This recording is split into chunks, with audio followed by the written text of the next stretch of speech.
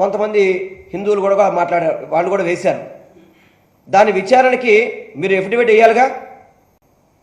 రాష్ట్ర ప్రభుత్వం తరఫున మీరు విచారణ సిద్ధంగా ఉన్నారా?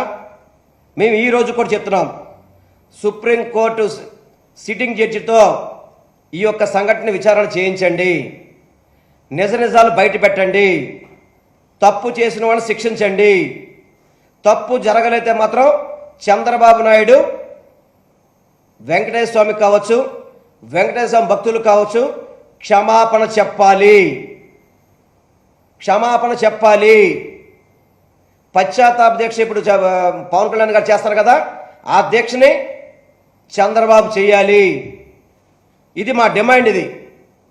ఇది డిమాండ్. వైఎస్ఆర్సీపీ పార్టీ కావచ్చు, వెంకటేశ్వర స్వామి భక్తులుగా కావచ్చు, ఇది మా డిమాండ్. దీంట్లో ఎటువంటి సమస్య లేదు.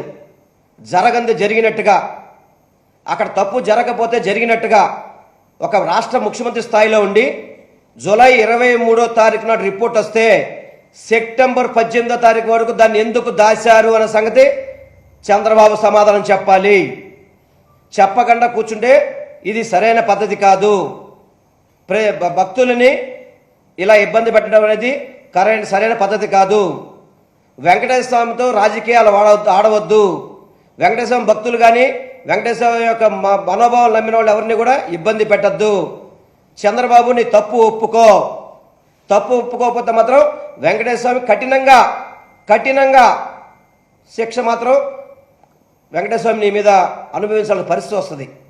దయచేసి నేను యావత్తు హిందూ భక్తులు కావచ్చు, వెంకటేశ్వర భక్తులు కావచ్చు, వాళ్ళందరికీ ఒకటే వేడుకుంటున్నాను, ఏ ఒక్కరు కూడా ఈ తప్పుడు ఆరోపణల్ని దయచేసి రెచ్చగొట్టే విధంగా కానివ్వండి, అదేవిధంగా ఈ తప్పుడు ఆరోపణల్ని వెంకటేశ్వర భక్తుల వద్ద తీసుకుపోవకండి. ఎందుకంటే తిరుమల తిరుపతి దేవస్థానంలో అన్ని విధాలా కూడా జాగ్రత్తలు తీసుకుంటారు.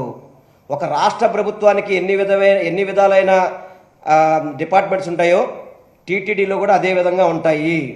టీటీడీలో కూడా స్పష్టత అన్ని విధాలు కూడా ఉంటుంది. అందులో దానికి ఎక్కడ తప్పు జరిగినా కూడా అక్కడ అధికారులే వాటిని పట్టుకునే విధంగా. ఎందుకంటే ఈ లడ్డూల తయారీ ఎవరు సామాన్యంగా చేయరు, శ్రీ వైష్ణవులు చేస్తారు. దాదాపు దశాబ్దాలుగా వాళ్ళ వంశపారంపర్యంగా వాళ్ళందరూ కూడా చేస్తుంటారు. అటువంటి వాళ్ళకి తెలియదు ఇటువంటి జరిగితే. ప్రతిరోజు లడ్డు తయారు చేసే వాళ్ళకి కల్తీ జరిగితే వాళ్ళు పట్టుకోలేరా? యానిమల్ ఫ్యాట్ కనుక ఉంటే లడ్డు అంత ఫ్రెష్గా అన్నాళ్ళు నిల్వ ఉంటుంది అసలు ఏమన్నా కానీ. ఎందుకు మీరు అబద్ధాలు చెప్తారు? ఎందుకు భక్తులు మనోభావాలతో ఆడుకుంటున్నారు మీరు? ఇది చాలా బాధాకరం.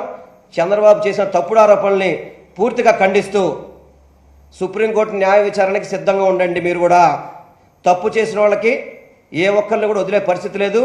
సుప్రీంకోర్టు చర్యలు తీసుకోవాలి, చర్యలు తీసుకుంటుంది. వెంకటేశ్వర స్వామి కూడా వాళ్ళందరి మీద కూడా చర్యలు తీసుకుంటారని చెప్పి మాత్రం మీకు తెలియపరుచుకుంటున్నాను.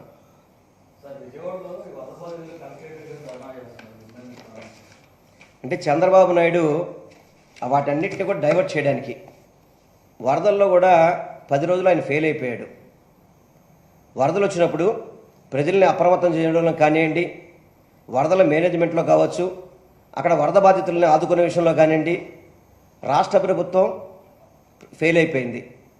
ఎందుకంటే చంద్రబాబు నాయుడికేమో వరదల వంకలు పెట్టుకొని 100 కోట్లు చందాలు వసూలు చేశాడు. 100 కోట్లు విజయవాడ వరదలు చూపెట్టుకొని 100 కోట్లు డబ్బులు వసూలు చేశాడు. ఆ డబ్బులో కనీసం 10 పైసలు వాటా ఖర్చు పెట్టినా కానీ వరద బాధితులంతా కూడా ఇబ్బంది పడకుండా ఉంటారు.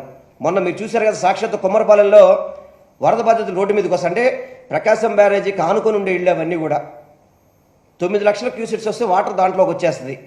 11.5 లక్షల క్యూసెట్స్ వాటర్ వచ్చినప్పుడు వాళ్ళకి ఇళ్లలోకి వాటర్ వచ్చినాయి, మాకు నష్టపరిహారం ఇవ్వండి, మాకు కనీసం ఆహారం కూడా పెట్టలేదు ఇమ్మని చెప్తే వాళ్ళని లాఠీలతో కొట్టిన పరిస్థితి.